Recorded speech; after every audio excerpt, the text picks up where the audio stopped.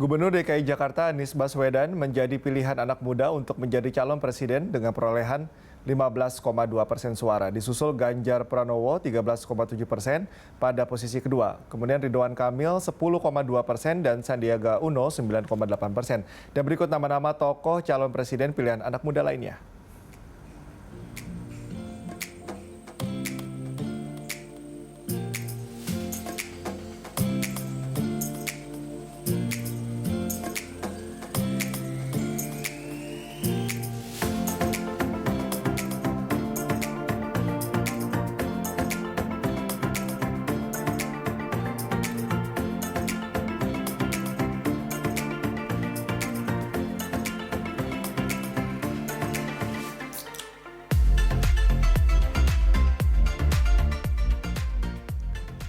Kita lanjutkan perbincangan pemirsa. Saya mau ke Mbak Latifah. Mbak Latifah, tadi sudah dijabarkan ya oleh Mas Adam bagaimana karakteristik atau kecenderungan dari generasi muda ini dalam memilih calon presiden terutama nanti di 2024. Dari Nasdem sendiri apakah ada kriteria khusus yang sudah disiapkan?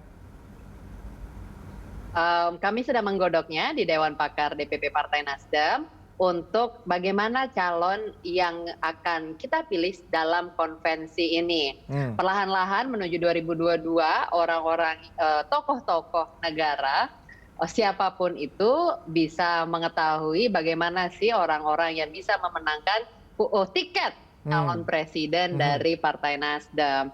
Kalau sekarang masih jadi top secret, jadi terima kasih banget sudah nanyain, jadi makin banyak masyarakat yang penasaran.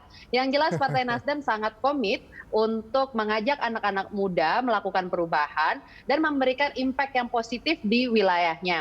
Seperti saat ini kami Dewan Pimpinan Pusat Partai Nasdem sedang keliling melakukan rapat koordinasi wilayah di seluruh Indonesia, dimulai dari Papua, 3 minggu lalu, dan saat ini saya berada di Bangka Belitung langsung live untuk Berita Satu TV.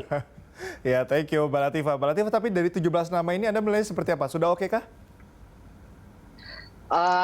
Kalau menurut saya ini sangat baik sekali ya, dalam arti anak-anak muda banyak yang memperhatikan pergerakan-pergerakan tokoh-tokoh politik, yang mana itu juga sinyal positif.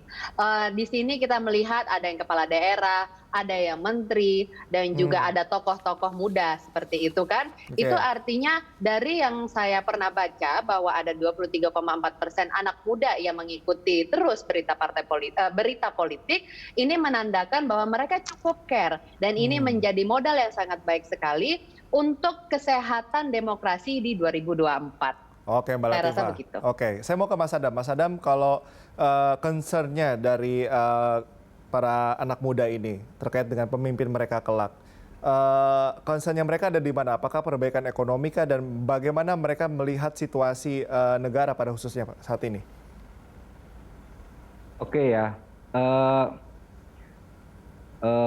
kalau kita lihat memang ada sedikit perbedaan dibandingkan publik secara umum.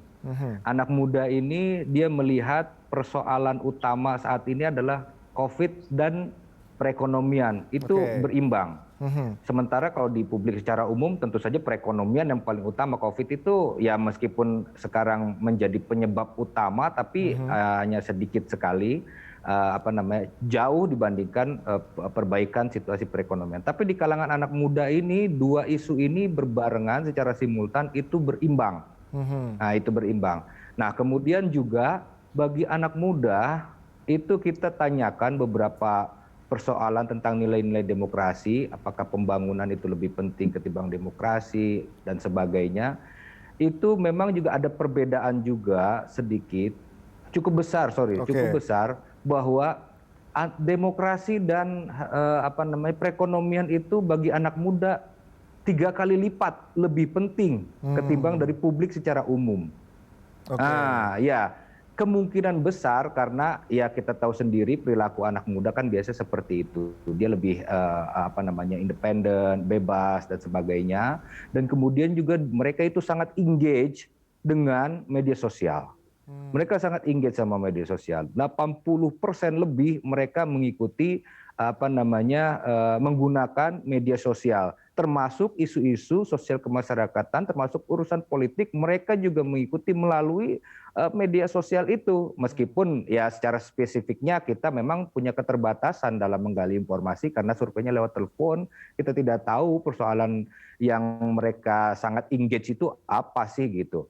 Nah, kemudian dari berita-berita isu-isu yang mereka ikutin di media sosial itu, engagementnya sangat tinggi, mereka turut berkomentar dalam hal itu gitu. Kemudian juga turut membagikan, sharing kepada jaringan kawan-kawannya yang lain di dalam jaringannya dan sebagainya. Oleh karena itu memang anak muda ini akan menjadi modal yang penting untuk perluasan dukungan ke depan. Oleh karena itu ini harus didekati, ditangkap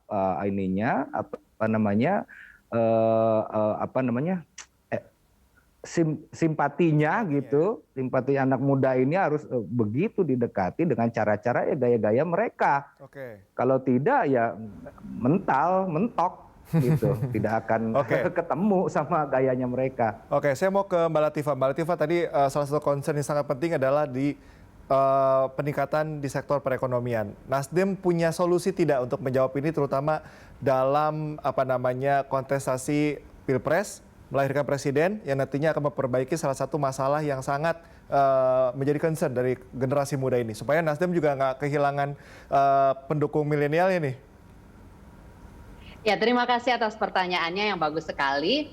Jadi ketika kita membicarakan apa yang kita pikirkan untuk calon presiden di 2024, kita tentu menginginkan presiden yang care dengan bagaimana meningkatkan ekonomi di Indonesia, terutama menurunkan angka pengangguran.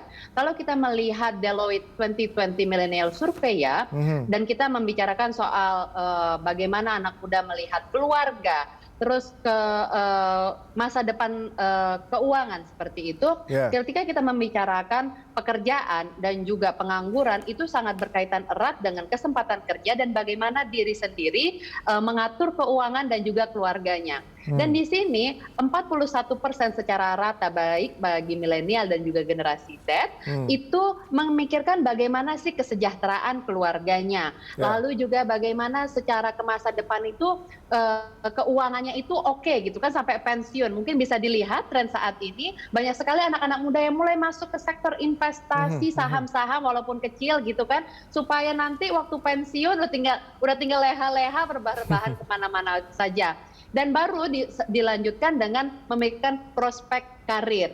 Sehingga di situ kita tentu berpikir harus ada calon yang memikirkan kesejahteraan tidak hanya anak muda secara spesifik tetapi juga keluarganya. Dan di sini tentu kita akan beranjak ke keluarga-keluarga muda. Ketika kita ngomongin juga keluarga-keluarga muda, kita akan membicarakan perempuan. Perempuan yang sekarang hampir 50% daripada populasi menghadapi permasalahan yang juga serius, yaitu di masa pandemi ini banyak sekali yang minta izin, excuse menikah di bawah umur. Dan rata-rata itu adalah perempuan. Sehingga ini di masa depan bisa mengakibatkan stunting. Dan ini tentu mengancam kualitas generasi kita di masa depan jika tidak peduli. Untuk itulah kita memerlukan calon presiden yang memperdulikan masalah anak muda bahkan sampai ke gender perempuannya juga dan juga bagaimana mereka memikirkan kesejahteraan keluarga. Saya mau ke Mas Adam. Mas Adam, kalau kita bicara Pilpres, kita juga tidak bisa mengenyampingkan partai karena masih ada presidensial threshold tadi ya. Bagaimana respon generasi muda ini atau kepercayaan mereka terhadap parpol? Iya biasanya memang secara umum trust publik terhadap partai politik itu paling rendah ya dibandingkan dengan institusi-institusi negara yang lainnya. Dan kemudian juga kita punya temuan di sini bahwa ini tantangan nih buat Mbak Latifah dan juga mungkin teman-teman dari partai politik yang lain. Siap, kasih tahu dong. Iya dirilis kita yang ini juga ada tuh. Oh iya saya baca sudah 93 lembar saya baca dari atas sampai terakhir. Persepsi keberhasilan politisi dalam mewakili aspirasi publik itu mayoritas menjawab kurang berhasil lah begitu. Nah, ini kan tantangan serius bagi kawan-kawan politisi di partai politik karena kemudian nanti mereka yang mendapat legitimasi untuk mengusung calon-calon presiden. Sehingga kalau misalkan kredibilitas partai tidak terjaga dengan baik, ya katakanlah di kalangan muda ini, yang di mana kalangan muda ini kan biasanya sesuka-suka mereka aja. Pertimbangannya juga sedikit, atau mungkin pengetahuan kita yang sedikit dengan pertimbangan mereka yang sangat kompleks dan rumit karena kita tidak tahu gaya pemikirannya yang luar biasa, karena kan sekarang mereka luar biasa akses terhadap informasinya gitu. Nah, jadi seandainya kredibilitas partai ini terutama pada kalangan muda ini tidak bisa terjaga,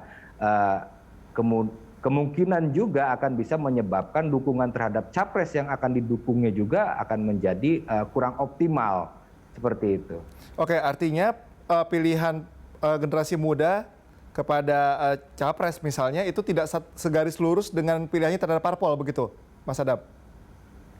Belum tentu, iya. Oke. Belum tentu linier, karena kan kita beberapa kali melakukan menyelenggarakan pilpres, katakanlah misalnya seperti 2009. 2009 itu kan tidak linier tuh antara dukungan Demokrat, ya ketika itu Pak SBY menang. Demokrat ini cuma 20%, Pak SBY menangnya sampai 60%. 2014 kalau di modal politik Pak Jokowi itu kan lebih sedikit ketimbang modal politiknya Pak Prabowo Hatta ya 2014. Tapi tetap aja Pak Jokowi menang gitu. Jadi tidak mesti linier dengan itu. Ada split ticket voting lah gitu. Oke, Mbak Latifah, bagaimana ini? Ternyata generasi muda juga belum tingkat kepercayaannya belum meningkat juga terhadap parpol. Jadi ketika kita membicarakan soal bagaimana tingkat kepercayaan milenial terhadap parpol, mohon maaf ada back sound di belakang, tapi saya harap tetap fokus kepada suara saya. Nggak apa-apa. Jadi ketika kita, tadi ngomongin soal bagaimana kepercayaan terhadap parpol, lalu nanti milih presidennya siapa, memang sudah kelihatan sejak tahun 2019 bahkan sebelumnya, di mana anak-anak muda, saya sendiri melakukan survei kecil-kecilan ya di lingkungan kecil dan juga cukup luas, banyak yang mengatakan loh ya orangnya kan bisa itu, tetapi dia bisa saja berubah gitu kan. Jadi kita lebih mau megang orangnya nih daripada memegang partainya. Hal-hal semacam ini. Dan disitulah kita memahami kebutuhan masyarakat yang memerlukan orang-orang yang luar biasa yang bisa mereka percayai. Di Nasdem sendiri, Nasdem adalah partai dengan milenial terbanyak di DPR RI. Nah, ini dari yang umur mereka, bahkan anggota DPR RI termuda, Hillary Brigita Lasut, ada dari Partai Nasdem. Dan juga banyak sekali pengurus-pengurus Partai Nasdem di daerah yang umurnya itu milenial, bahkan generasi Z. Kemarin saja di Bandung, saya ketemu dengan Ketua DPD yang masih generasi Z. Disinilah komitmen kami untuk hadir kepada masyarakat segmen-segmen muda yang saat ini, yang merasa kalau saya pengen tahu tokoh yang bagus yang bisa saya pegang janjinya, dan disitulah partai ID kita pun akan naik bersama. Seperti itu. Oke, Mbak Latifah dan juga Mas Adam, kita akan lanjutkan perbincangan usai jeda. Mbak Latifah bisa angkat dulu teleponnya, kali aja mau ngebahas soal Pilpres tuh. Sudah mati. Oke, tetap bersama kami pemirsa di Lastok, kami akan segera kembali.